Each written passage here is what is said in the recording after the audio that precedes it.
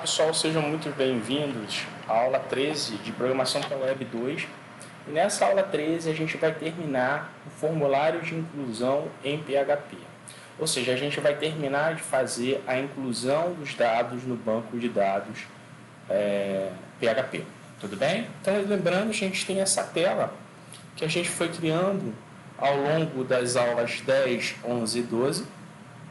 É um formulário de cadastro simples, eu não estou me preocupando aqui muito com os campos, né? Mas a gente sabe como fazer, colocar, né, os campos mais ou menos em ordem. Isso aqui é uma tabela, né? E dentro da tabela residem os campos. Então, eu queria que você desse uma olhada, inicialmente, nesse arquivo chamado aula 13 formulário 1.php, que está no OneDrive, disponibilizado, compartilhado lá para vocês. Tá? Nele, né, a diferença desse arquivo para a aula 12 é que eu criei um botão, né, e botões em em HTML5, eles podem ser criados através de um comando chamado button, ou button, como você quiser chamar, né? E esse comando button, ele cria um botão em em HTML, e aqui dentro você vai colocar o valor que você tem no seu botão, né? Igual o atributo value do input type submit. Então o botão, ele faz a mesma coisa que um botão submit no HTML4, tá? Ele dispara a propriedade action do formulário, de tal forma que o formulário passa a ir para a página que está especificada na propriedade action, lá em cima do formulário. Nesse caso, ele vai para a página inserecliente.php. E esse símbolo aqui significa que essa página inserecliente, ela está no mesmo diretório que a página aula 13 formulário 1.php. Tudo bem até aí, pessoal? Então, a gente aqui criou um botão e dentro desse botão, pessoal, eu coloquei uma imagem. Como é que o senhor fez isso, professor? Eu coloquei aqui o atributo, a tag, né? A etiqueta img e coloquei lá onde estava a minha imagem, né? A fonte onde estava a minha imagem e consegui incluir o botão lá e ficou mais ou menos assim. Ficou com umas bordas cinzas em volta, mas é uma questão da imagem, tá? Talvez uma imagem melhor, o botão possa ficar mais bonitinho. Se eu clicar no botão, ele vai para a página do parâmetro action. Nesse caso, ele está indo para uma outra página, porque a página já tem uma inteligência que eu vou explicar mais adiante na aula, tá? Mas se eu comentar, né, alguns trechos da página insere cliente, né? Lembrando que aqui no parâmetro action ele está indo para a página insere cliente. Então vamos lá na página insere cliente. Se eu comentar essas duas linhas aqui, ele passa a funcionar da maneira correta, tá? Ctrl S. Clicar aqui, ele já fica na página insere cliente. Tudo bem? Então, o que faz a página insere cliente? Ela faz justamente o que a gente acabou de falar, ela insere um cliente. E ela insere o cliente, né? Primeiro, como toda página em PHP, ela faz a conexão com o banco de dados e ela recupera via método post todos os campos do formulário anterior. Mais uma vez eu ressalto que eu não estou preocupado com esses campos, né? No projeto final de vocês vão ter que estar bem atentos para esse campo, tá? Para esses campos que são necessários, vocês levantaram isso na modelagem de dados e agora vocês vão ter que recuperar todos esses campos do formulário anterior.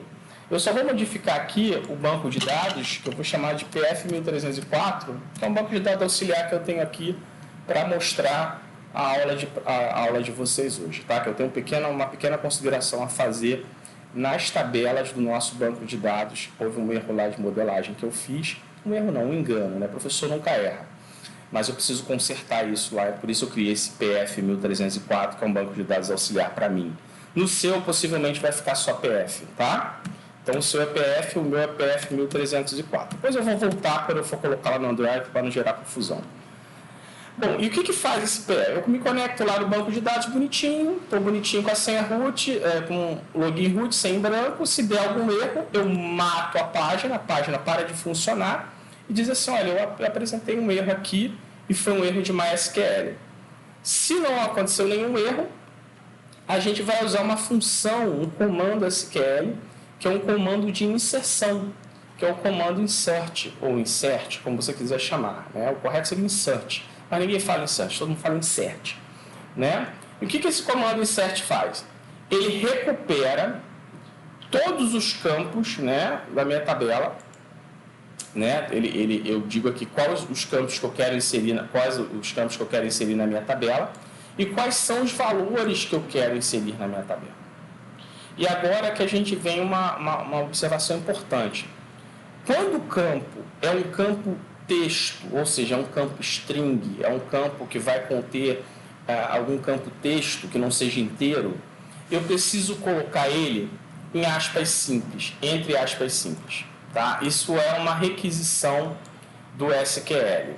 E a partir daqui, né, as aspas simples já começam a se diferenciar das aspas duplas. Por exemplo, se eu colocar aqui XPTO da Silva, tá? Vou botar o nome aqui do cara, XPTO da Silva. E eu clicar em quero me cadastrar, o nome XPTO da Silva tem que aparecer entre aspas simples, tá? Então ele tem que estar aqui com uma aspas simples, né? Qual é o campo nome? O campo nome é o terceiro campo. Então, o terceiro campo ele tem que estar entre aspas simples. O PHP faz uma distinção muito grande em aspas duplas e aspas simples, né? Toda vez que eu digitar um texto, né? Por exemplo, vou colocar aqui no Notepad para ficar melhor. Quando eu colocar um texto, né? Tiver lá echo, name, img, por exemplo, img, src, né? Então eu vou colocar uma imagem, eu tenho que colocar onde está a imagem. No HTML eu colocaria em aspas duplas, lembra? E aí eu colocaria o caminho aqui da figura, ok.jpg, e fecharia isso. Como eu estou usando aspas duplas aqui no PHP, eu vou ter que dar uma enganada aqui, eu vou ter que dar uma... Tudo que é aspas duplas, né? Tudo que está entre aspas duplas no PHP e tiver uma outra aspa dupla do HTML, eu vou ter que usar aspas simples.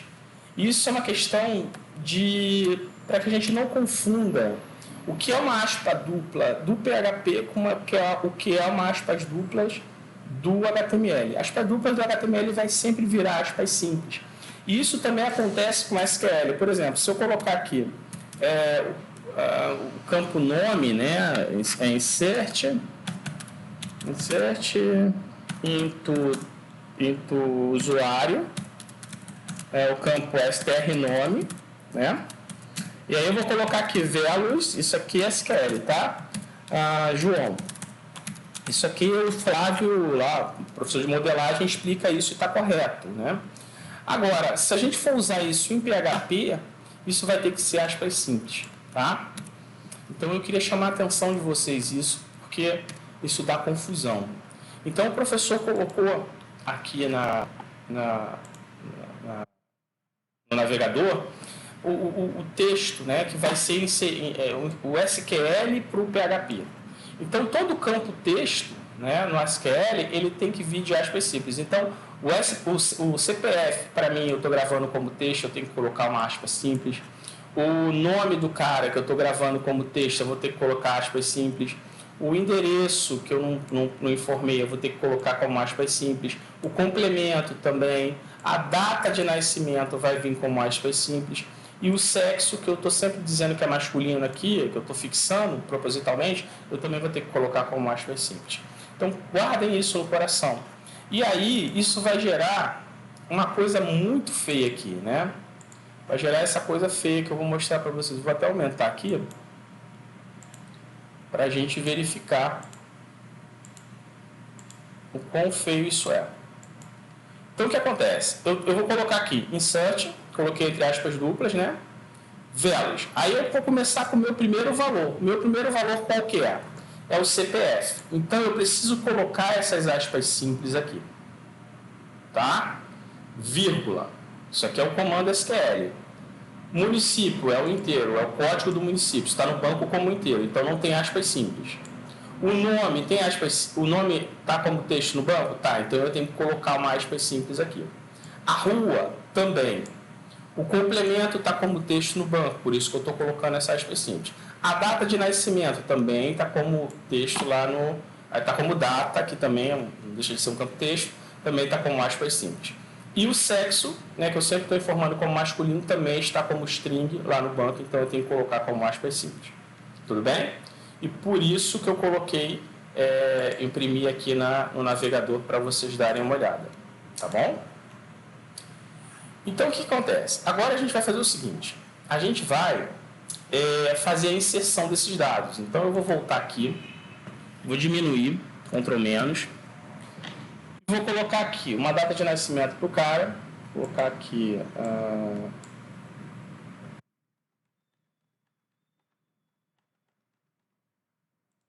1º de fevereiro, 12 de fevereiro de 2002. Vou colocar o CPF dele aqui, 045 442 444. Vou ter assim. Vou colocar que ele mora na rua Marise Barros, número 273. O complemento, né? Eu vou colocar apartamento 802 e vou colocar o CEP dele, esse CEP aqui. Vou dizer que ele mora no Rio de Janeiro, vou dizer que ele mora aqui em Nova Iguaçu, por exemplo. E agora eu vou cadastrar esse indivíduo, né? Então o que acontece? Quando eu for clicar no botão de cadastrar, ele vai chamar essa página, vai criar o insert lá do SQL, bonitinho, e vai chamar essa função que a gente já fazia ali para fazer o select, se lembra? O select lá que a gente usava nas aulas anteriores. Então, se ele vai, essa função vai retornar a quantidade de linhas que ele inseriu no banco. Ou vai ser 1, ou vai ser 0. Se for 1, inclusão com sucesso. Se for 0, significa que deu algum erro. Então, é o que o professor está testando aqui. Se for tudo ok, se for verdadeiro, nesse caso, se for 1, dados incluídos com sucesso. Se não, eu vou escrever erro na inclusão. Tá? Em seguida, eu vou fazer o seguinte. Eu vou colocar para ele redirecionar para essas páginas. O comando header aqui, ele está redirecionando para essa página aqui. Se eu incluir com sucesso, eu estou redirecionando para a página insere cliente com sucesso. Se não inserir com sucesso, eu estou redirecionando para insere cliente sem sucesso. Tudo bem? Mas isso aqui eu vou deixar comentado, não vou executar agora não, tá? Eu quero só ver, ele vai escrever dados incluídos com sucesso, quer ver? Eu já preenchi os dados, né, do formulário e agora eu preciso fazer uma pequena modificação na modelagem dos dados, ou seja, lá nos dados, tá? Eu preciso fazer o seguinte, eu preciso selecionar o meu banco de dados, no seu caso é PF, tá? Se você está seguindo as aulas anteriores, você tem que clicar PF, que é esse banco aqui, eu estou clicando no banco auxiliar, clica na tabela cliente, no campo, na aba estrutura, se você observar aqui, tem campos que não estão permitindo nulos. E o ideal é que permitam nulos. Então, você vai clicar aqui, ó, em muda. Bem, vai aparecer essa caixinha. E aí eu tenho dois atributos aqui importantes. Ó. Se eu selecionar isso, eu permito nulo nesse campo. Né? Da mesma forma, se eu clicar aqui, esse campo se tem um alto incremento. Ou seja, ele começa a fazer 1, 2, 3, 4, 5, 6. É um campo do banco de dados. Não é isso. Eu só quero que ele aceite nulo. E aí você clica em guarda, né, para ele atualizar no banco de dados. Então eu vou fazer isso com todos esses aqui, ó, complemento, o bairro, o telefone, o e-mail. Na verdade, deveria fazer com todos, tá? Mesmo com a chave primária, que é o CPF. Todos deveriam estar nulos, tá? Eu acho que o nome também não seria legal, mas tudo bem. Então vou fazer também aqui no campo e-mail, tá bom? Vou marcar aqui, ó, nulo, vou clicar em guarda. Alterei. Beleza. Então, lembrando, eu estou usando esse banco de dados aqui, mas o seu banco de dados correto é esse PF aqui. Você tem que fazer tudo com o seu banco de dados PF. Então, vamos lá, vamos voltar lá. Voltamos no nosso formulário. Opa, cliquei errado. Voltamos no nosso formulário. E agora o nosso banco de dados já está alterado para aceitar nulos em alguns campos que não pertencem a esse formulário. Então, se eu inserir esse registro, ele vai aceitar nulos. Tá? Deixa eu botar aqui só um valor mais legal, né? Então, eu vou clicar e quero cadastrar. Tudo bem? Então, apareceu aqui, ó, o SQL que eu fiz, né? Lembrando aqui que os campos textos estão todos com aspas simples. E a palavra dados incluídos com sucesso e o número de linhas adicionadas no banco de dados. Nesse caso foi 1. Por isso que ele escreveu dados incluídos com sucesso. É o que está aqui, ó. Se o valor for 1, ele vai escrever isso. Se o valor não for 1, ele vai escrever erro na inclusão.